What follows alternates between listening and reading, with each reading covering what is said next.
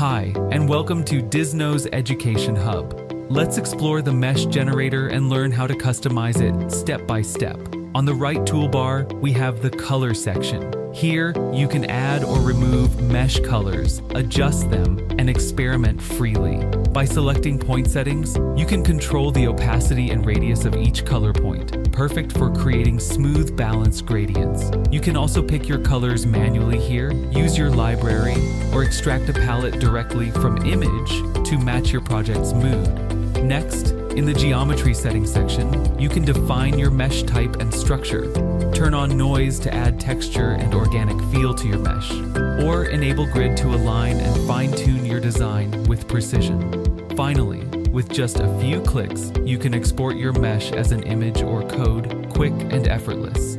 Keep exploring, keep creating.